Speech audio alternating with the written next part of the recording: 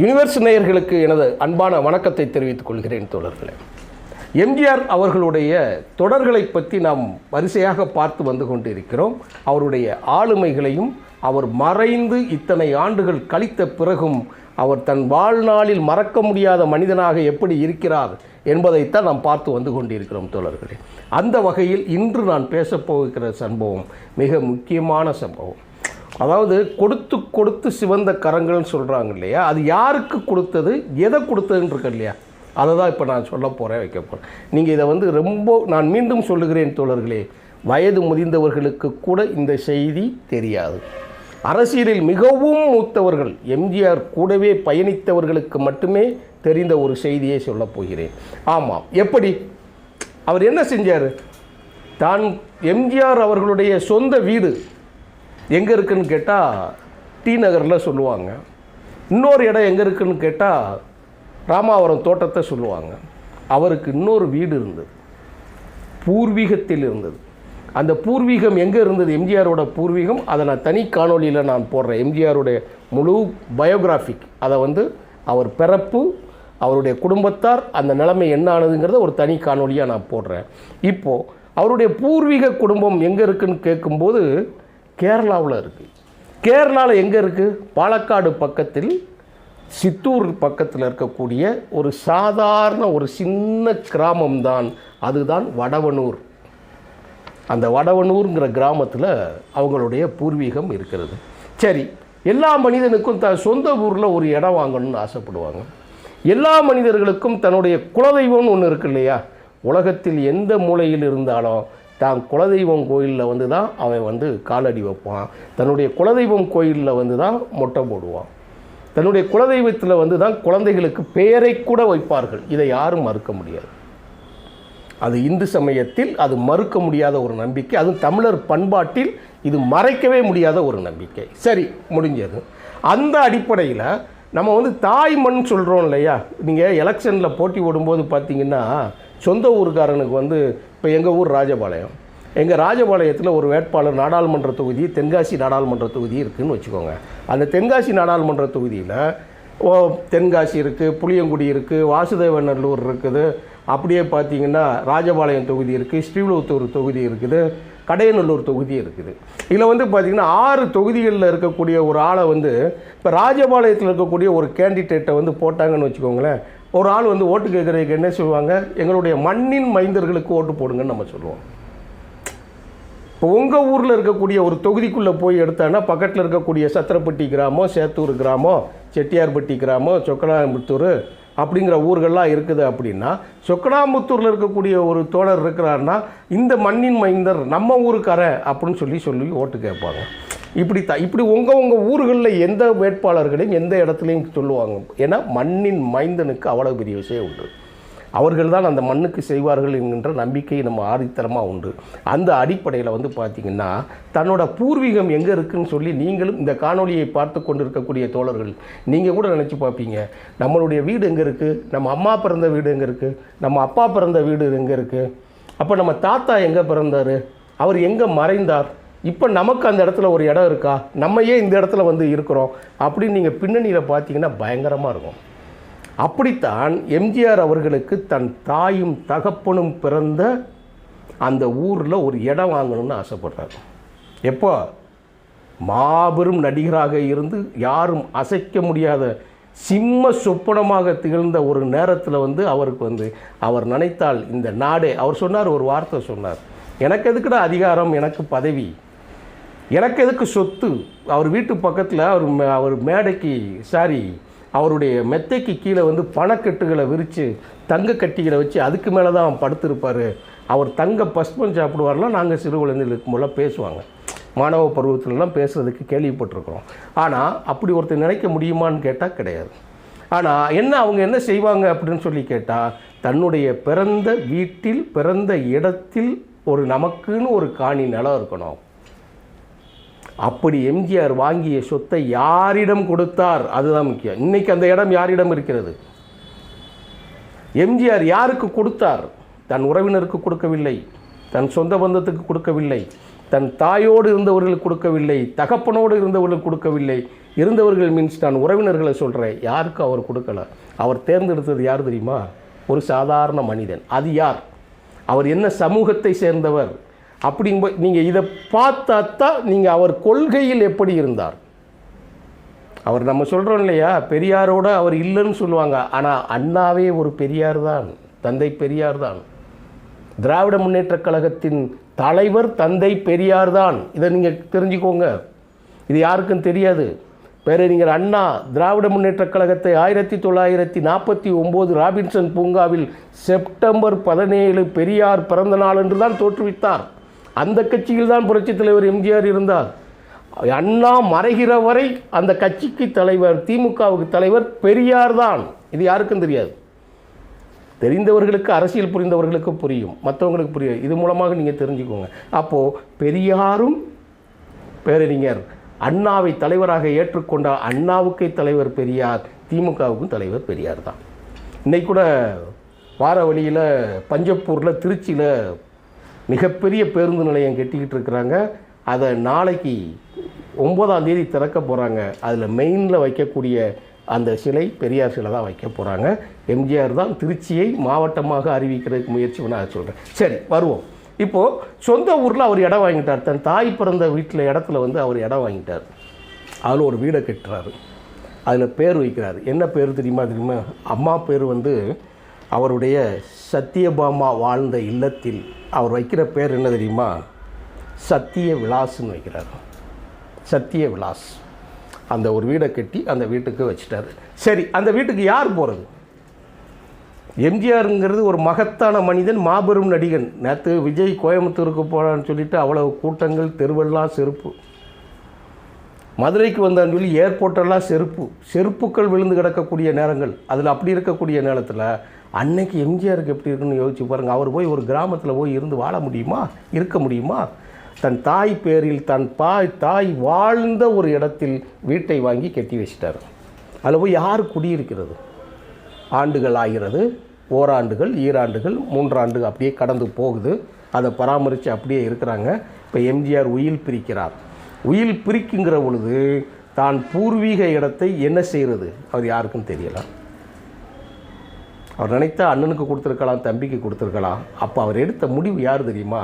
ஒரு கோயிலுக்கு எழுதி வச்சிருக்கலாம், இல்லைன்னா ஒரு ட்ரஸ்ட்டுக்கு உருவாகி ஒரு ட்ரஸ்ட்டுக்குன்னு சொல்லி அந்த இடத்த கொடுக்கலாம். தோழர்களே, எம்ஜிஆர் ஒரு வீடு வாங்குறாருன்னா, இடம் வாங்கி வீடு கட்டுற அது எவ்வளோ பெரிய இடமா இருக்குன்னு நீங்கள் தெரிஞ்சுக்கிடணும். அதை கொடுத்தது யாருக்கு தெரியுமா? சொல்லுகிறேன் தோழர்களே, கேட்டுக்கொள்ளுங்கள். ஒரு நாவிதர். சிகை அலங்காரம், முடிவெட்டக்கூடிய ஒரு நாவிதருக்கு தன்னுடைய சொத்தினை எழுதி கொடுத்தார், வீட்டை. இப்போ நீங்கள் நினச்சி பார்க்கணும், பெரியாரையும் அண்ணாவையும் நினச்சி பார்க்கணும். நான் காரணம் இல்லாமல் ஒரு வார்த்தையும் நான் பேச மாட்டேன். அவர் மனதில் என்ன நினைக்கிறாரு?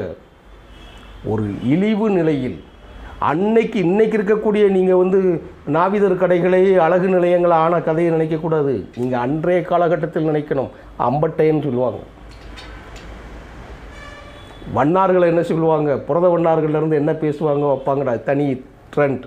அதை யாராவது விருப்பப்பட்டால் அது முழு காலனி கூட நான் போடுவதற்கு தயாராக இருக்கிறேன். நெஞ்சத்தையும் மனதையும் உழுக்கக்கூடிய விஷயங்கள் அதில் இருக்கும். ஒரு நாவிதருக்கு எழுதி கொடுத்தார் தன்னுடைய சொத்தையும் வீட்டையும்.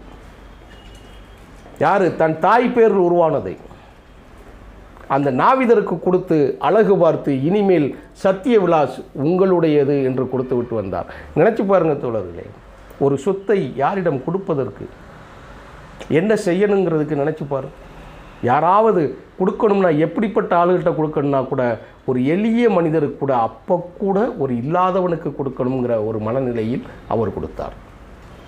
இதில் தான் நீங்கள் பொன்மனச்செம்மல் நம்ம சொல்கிறோம், மக்கள் திலகம் நம்ம சொல்கிறோம், கொடுத்து கொடுத்து சிவந்த கரங்கள்னு சொல்கிறோம்.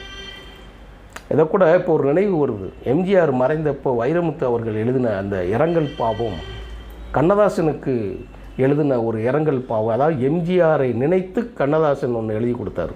அதையும் நான் அந்த இடத்துல சொல்லணும். நான் அது தனியாக நான் பெருசாக போயிடும். அதை நான் தனியாக ஒரு காணொலியாக நான் போடணும்னு நினச்சிருக்கிறேன். ஏன்னா இதெல்லாம் வரலாற்றில் இதை எளிய இளம் தலைமுறைகளுக்கு அது போய் சேரணும் அப்படின்னு நினைக்கிறேன். சரி, அந்த இடம் இன்றைக்கி எப்படி இருக்குது? எம்ஜிஆர் கொடுத்த அந்த நாவிதர் அவரால் அதை வைத்து வாழ முடியவில்லை, அவருக்கு நிரந்தரமாக வைத்து கொள்ள முடியவில்லை. கொஞ்ச நாளில் எம்ஜிஆர் மறைந்த பிறகு அந்த இடத்த ஒரு ஆள்கிட்ட கொடுத்துட்றாங்க. அது எங்கே போய் சேர்ந்துருக்கு? அதில் தான் கிளைமாக்ஸ் இருக்குது தோழர்களே. அது எங்கே போய் சேர்ந்துருக்கு தெரியுமா? இன்னொரு ஆள்கிட்ட கை மாறுது. அப்படியே இன்னொரு ஆள்கிட்ட கை மாறியே இன்னைக்கு அந்த இடம் அங்கன்வாடி மையமாக இருக்கிறது. இயற்கை ஒன்று சேர்க்குதா? புரட்சித் தலைவர் எம்ஜிஆர் அவர்களால் அசைக்க முடியாத, அவர் பெயரை மறைக்க முடியாத, நீக்கவே முடியாத ஒரு திட்டமான சத்துணவு திட்டம். குழந்தைகளுக்கு, அன்றாடம் இல்லாத குழந்தைகளுக்கு அவர் கொடுத்த சத்துணவு திட்டம்தான் இன்றைக்கு காலை உணவு திட்டமாக தமிழ்நாட்டினை மிகப்பெரிய உயரத்தில் வைக்கக்கூடிய திட்டமாக மலர்ந்திருக்கிறது. நீதி கட்சியில் சாப்பாடு போட்டாங்க. தியாகராஜர் கொஞ்ச நேரத்து நடந்தது இல்லையா, முந்தா நாள் அவருடைய 100ஆண்டு நினைவு நாள் நடந்தது. அவர் தான் நமக்கு முதல்ல காலையில் மதியத்துக்கு சாப்பாடு கூட கொண்டு வந்தார். அந்த திட்டத்தை காந்தியின், ராஜாஜியின் திட்டத்தின் மூலமாக காமராஜர் காலத்தில் அது விரிவுபடுத்தப்பட்டது. காந்தியும் ராஜாஜியும் அதை திட்டத்தை முடக்கினார்கள். நான் சொல்கிற பேர் உங்களுக்கு கஷ்டமாக இருக்கும். காந்தியை சேர்க்குறேன், உங்களால் நம்ப முடியாது. அவர் வேறு வழி இல்லை. அவர் பார்ப்பனர்கள் வசம் இருந்ததுனால வேறு வழி இல்லை, திடுக்குனாங்க. அது பிறகு காமராஜர் தந்தை பெரியார் மூலம் மதிய உணவு திட்டத்தை கொண்டு வந்தார். எம்ஜிஆர் தன் காலத்துக்கும் நினைக்கக்கூடிய திட்டமான சத்துணவு திட்டத்தை கொண்டு வந்தார் இல்லையா? அப்படி கேரளாவில் அமல்படுத்தக்கூடிய அங்கன்வாடி மையம் அவர் இடத்துல வேலை வாங்க. அவர் சொத்து எங்கே போய் சேர்ந்துருக்குவார்? அங்கேயும் இன்றும் சத்யவிலாஸ் என்கின்ற கல்வெட்டு அந்த அங்கன்வாடி மையத்திற்கு பின்னாடி இருக்கிறது. அந்த பின்னாடி என்ன நடந்துச்சு? சரி, எம்ஜிஆரோட 100ஆண்டு நடந்துச்சு. இந்த இடம் போயிடுச்சு. எம்ஜிஆரோட 100ஆண்டு வரும்போது எல்லாரும் தேடுறாங்க. அந்த இடத்த போய் எங்கே போய் பார்க்குறது? ராமாவரம் தோட்டத்தை புனரமைக்கிறார். டி நகரில் இருக்கக்கூடிய எம்ஜிஆருடைய நினைவிடத்தை பண்ணுறாங்க. நினைவிடம் மீன்ஸ் அவர் வாழ்ந்த வீடு. நான் போயிருக்கிறேன். எம்ஜிஆர் பயணித்த கார் முதற்கொண்டு அங்கே இருக்குது. அதில் அந்த வீடை பராமரிக்காங்க, எல்லாமே செய்கிறாங்க. ஆனால் கேரளாவில் இருக்கக்கூடிய வீடு யார்கிட்ட இருக்குது? இதை தேடும்போது தான் நமக்கு இந்த தகவல்கள் எல்லாம் வருகிறது. சரி, அந்த இடம் எப்படி இருக்குது? பின்னாடி இடம்லாம் இடிந்த நிலையில் இருக்கிறது. அந்த கல்வெட்டு எங்கே இருந்துன்னு பார்த்தீங்கன்னா ஒரு கிணற்றில் பயிற்சி வச்சுருக்கிறாங்க. பாலடைந்த கிணற்றில் இருக்கிறது. சரி, அந்த பாலடைந்த கிணறுகளையும் அந்த இடத்தையும் என்ன செய்கிறதுன்னு சொல்லி பார்க்கும்போது அப்பொழுது எம்ஜிஆர் 100ஆண்டு வருகிற போது அண்ணா திராவிட முன்னேற்றக் கழகத்தின் ஆட்சி தான் தமிழ்நாட்டில் நடந்தது. எடப்பாடியவர் தான் முதலமைச்சராக இருந்தார். ஜெயலலிதாவோட இறுதி கட்டம். எம்ஜிஆரோட 100ஆண்டை கொண்டாடவில்லை. அதை கொண்டாடியது யார் தெரியுமா? மறுமலர்ச்சி திராவிட முன்னேற்றக் கழகத்தின் பொதுச் செயலாளர் தலைவர் வைகோ அவர்கள்தான் எம்ஜிஆர் அவர்களுக்கு இந்தியாவிலேயே, தமிழ்நாட்டிலே, ஏன் உலகத்திலேயே, உலகம் அத்தனை பேரும் திரும்பி பார்க்க வேண்டும் ஒரு 100ஆண்டு விழாவை கொண்டாடி அத்தனை பேரையும் தன் பக்கம் பார்க்க வைத்தார். ஏன் தெரியும்? ஈழத்தில் நடக்கக்கூடிய பிரச்சனையில் அதை பேரை சொன்னால் அது எடிட்டிங்கில் வரும். மாபெரும் யுக புரட்சியின் தலைவனான ஒரு மேதகு தலைவருக்கு அவர் செய்த உதவிக்கு, அவருக்கு தமிழரில் என்று சொன்னால் யார் தமிழர், அவருக்கு செய்யவிட்டால் என்றால் நான் இருந்து என்ன பயன் என்று சொன்னவர் யாருன்னா வைகோ அவர்கள்.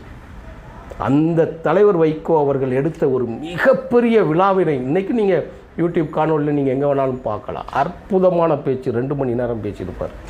நீங்கள் அந்த மாதிரி ஒரு செய்திகளை கொடுத்து அப்போ பார்க்க வச்சார் இல்லையா? அதுக்கு பிறகு தான் தேடுறாங்க இந்த இடம் எங்கே இருக்குதுன்னு சொல்லி. அப்போ அவர் தேடி உள்ளே போகும்போது பார்த்திங்கன்னா கேரளாவில் பார்க்குறதுக்கு ஆள் கிடையாது. அது அங்கன்வாடி மையத்துக்கு பின்னாடி இடிஞ்ச நிலையில் இருக்குது. அதையும் இந்த ஆட்சிகள் யாரும் புனரமைக்கவில்லை. இது நான் யாரையும் குறை சொல்கிறதுக்காக நான் சொல்லலை தோழர். வரலாறை உள்ளதை உள்ளபடி சொல்கிறேன். ஒரு கொடுத்து வாழ்ந்த ஒரு மனிதனோட வாழ்க்கை அவர் மறைவுக்கு பிறகு சரியான வாரிசும் சரியான ஒரு பயன்பாட்டுக்கான திட்டங்களும் இல்லாவிட்டால் அது என்ன நிலைமைக்கு ஆகும் என்பதை நாம் புரிந்து கொள்ள வேண்டியதுதான். இது உங்களுக்கும் பொருந்தும், எனக்கும் பொருந்தும், ஒரு சமூகத்துக்கும் பொருந்தும். தனக்கென்று வாழாத ஒரு மனிதனுடைய வீடு எந்த நிலைமையில் ஆளாகி கிடந்தது, நொறுங்கி பாலடைந்து போய் கிடந்தது. அதை ஒருத்தர் எடுத்தார். அவர் பெயர் சைதை துரைசாமி. அவர் வைத்திருக்கக்கூடிய அமைப்புக்கு பெரிய மனிதநேய அமைப்பு. இன்றைக்கும் தமிழ்நாட்டில் ஐஏஎஸ்களையும் ஐபிஎஸ்களையும் வருடத்திற்கு 100 பேரை உருவாக்கி கொண்டிருக்கக்கூடிய, இலவசமாக உருவாக்கி கொண்டிருக்கக்கூடிய சைதை துரைசாமி அவர்கள் தான் தேடி போனார். அவர் அதிமுகவின் உறுப்பினராக கூட இன்று இல்லை. அவர் சாதாரண தொண்டனாக இருக்கலாம். ஆனால் அவர் எவ்வளவு பெரிய புரட்சிக்கு சொந்தக்காரன் தெரியுமா? இப்போ தான் பேசும்போது நினைவுக்கு வருது. சைதை துரைசாமி யார் தெரியுமா? எம்ஜிஆர் அப்படியே மகிழ்வித்து நடுங்க வைச்சவர். டாக்டர் கலைஞரை முதலமைச்சராக இருக்கும்போது அப்படியே உண்மையிலே நடுங்க வச்சவர். நீங்கள் நினச்சி பார்க்க முடியாது. இந்த வரியில் ஒரு வரி வேணா சொல்கிறேன். எம்ஜிஆருக்கு பைத்தியம் வந்துருச்சுன்னு சொன்னாப்புல கலைஞர். இதே சைதை துரைசாமி அவர்கள் தான் நேராக மேடைக்கு போய், கலைஞர் இருக்கக்கூடிய மேடைக்கே போய் எலுமிச்சம்பழத்தை கொடுத்து, யார் முதலமைச்சர் கலைஞருக்கு, ஏன் தலைவரையா பைத்தியம் முடிச்சிருச்சுன்னு சொன்னீங்க, உங்களுக்குத்தான், நான் வேறு நாகரிக வார்த்தையில் சொல்கிறேன், பைத்தியம் முடிச்சு இதை தேய்ச்சி தலையை வச்சுக்குரிய உனக்கு இருக்க பைத்தியம் போயிருன்னு சொன்னார். அப்படிப்பட்ட சைதை துரைசாமி மறுநாள் இன்டர்நேஷ்னல் நியூஸ் எம்ஜிஆர் அவர்கள் தேடி அந்த சைதை துரைசாமியை கூப்பிட்டு வந்தார். சைதை துரைசாமி தனக்கென்று ஒரு நாடாளுமன்ற சீட்டோ சட்டமன்ற சீட்டோ வாங்கினது கிடையாது. அதுக்கு பிறகு அவர் சட்டமன்ற உறுப்பினராக மாறினார். அது தனி வரலாறு. அது நான் சொல்கிறேன். அவரை பற்றி பேசணும்னா 1000 பேசலாம். இன்றைக்கும் இருக்குது. ஒரு மகான், எம்ஜிஆரின் நிழலில் வாழ்ந்த ஒரு மகான், இன்றும் எம்ஜிஆரை போல வாழ்ந்து கொண்டு, விருப்பு வெறுப்பு இல்லாமல் சொல்லலாம், சைதை துரைசாமி என்கின்ற மாபெரும் மனிதன் எம்ஜிஆரின் வாரிசுன்னு கூட நான் சொல்லுவேன். இன்றைக்கி அவளை உருவாக்கிட்டு இருக்க. அவருடைய மகன் கூட ஓராண்டுக்கு முன்னால் ஒரு அகால மரணம் அடைந்தார். அவர் இன்றைக்கி தனிமையில் இருக்கிறார். ஆனாலும் மகனைப் போல ஆயிரக்கணக்கான பேரை உருவாக்கிட்டு இருக்கிறார். அதை நம்ம மறந்துடக்கூடாது. அவர் வாழும் எம்ஜிஆர். அவர் தான் அந்த இடத்தை போய் கைப்பற்றி அவங்கக்கிட்ட ரெக்வெஸ்ட் பண்ணி அந்த வீடை சத்தியவிலாசை வாங்கி, விலைக்கில்ல வாங்கி, அதை எம்ஜிஆர் பெயருக்கு நான் புனரமைத்து தருகிறேன் என்று சொல்லி அவர்களுக்கும் வீடு கட்டி கொடுத்து, அந்த இடத்தில் எம்ஜிஆர் இல்லம் ஒன்று உருவாக்கி, நினைவிடத்தை உருவாக்கி, அதில் இருக்கக்கூடிய அற்புதமான படங்கள், எம்ஜிஆரோட சிலை, எம்ஜிஆருடைய தாய் தகப்பன் சிலை, தாய் தகப்பன் தன் தாயை உயிருக்கு நிகராக நினைச்ச அவங்களுக்கும் சிலை, எம்ஜிஆர் அவர்களுக்கும் சிலை, அவருடைய பாரத ரத்னா பட்டம் வாங்கின அந்த விருது வாங்கின அந்த படத்தோட சிலை, உள்ளே இருக்கக்கூடிய அரிய வகையான புகைப்படங்கள் எல்லாமே வச்சு ஒரு மாளிகை மாதிரி ஒன்றை உருவாக்கி, அதை இன்று இந்த பேசிக்கொண்டிருக்கக்கூடிய இந்த நேரத்திலும் அதை பராமரிக்கக்கூடிய ஒரு ஆளை போட்டு சம்பளம் கொடுத்து கொண்டிருக்கிறது சைதை துரைசாமி. எம்ஜிஆருக்கு அவருக்கும் சம்பந்தம் கிடையாது. இன்றைக்கி எம்ஜிஆரும் இல்லை, அதிமுக கட்சியிலேயும் அவர் இல்லை. ஆனால் அவர் தான் எம்ஜிஆரின் கேரளாவில் இருக்கக்கூடிய அவர் ரொம்ப ஆசைப்பட்டு வாங்கி ஒரு நாவிதருக்கு கொடுத்த அந்த இடத்தை இன்று அவர் பெயரால் அவர் பெயர் சொல்கிற அளவுக்கு நடந்துகிட்டு இருக்குங்கிறது தான் வரலாறு. உண்மை தோழர்களே, இதன் மூலமாக நாம் என்ன தெரிந்து கொள்ள வேண்டும் என்று சொன்னால், ஒரு மனிதன் வாழுகிற போது செய்கிற உதவியாக இருக்கட்டும், தனக்கு பிறகு என்ன நடக்க வேண்டும் என்பதற்கான ஒரு திட்டத்தை வரைவு செய்து அதற்கான செயல்பாடுகளையும் சேர்த்து உருவாக்க வேண்டும். ஆனால் ஒரு மாபெரும் மனிதனாக எம்ஜிஆர் அவர்கள் வளர்ந்தார். இதோ இந்த உங்களிடம் நான் இந்த மதியழகன் பேசி கொண்டு இருக்கிறது, ஏதோ இந்த யூடியூப் வருமானம் அது இதுன்னு சொல்லுவாங்க, அதெல்லாம் இல்லவே இல்லை தோழர்கள். என் சந்ததிகளுக்கு, என் தலைமுறைகளுக்கு, என்னோட தலைமுறைக்கு முதல்ல, அடுத்து உங்கள் தலைமுறைக்கு, அடுத்து இளம் வயது தோழர்களுக்கு யாராவது 4 பேர் காதில் இப்படிப்பட்ட ஒரு செய்தி போய் சேர்ந்தால், ஏன்னால் இன்றைக்கி எல்லாம் மறைக்கப்பட்டுருச்சு, செய்தியெல்லாம் வெளியே கிடையாது, தேடி போனாலும் கிடைக்காது. இது யூனிவர்சிட்டியில் மட்டும்தான் நீங்கள் பார்க்க முடியும். அப்படிப்பட்ட மாபெரும் மனிதனை பற்றி போற்றுவதிலும் பேசுவதிலும் நான் மிகுந்த மகிழ்ச்சி அடைகிறேன். அவர் மாண்டாலும் மறைவதில்லை, சூரியன் ஒருபோதும் அழிவதில்லை என்று எம்ஜிஆர் அவர்கள் பாடினாரே, அது அவருக்கே பொருந்தும். அவர் மாண்டாலும் இறந்தாலும் இன்னும் 1000 ஆண்டுகள் ஆனாலும் அவர் புகழையும் அவருடைய நிலைத்த தன்மையான செயலையும் யாராலையும் மறைக்க முடியாது என்று சொல்லி விடைபெறுகிறேன். நன்றி, வணக்கம் தோழர்களே.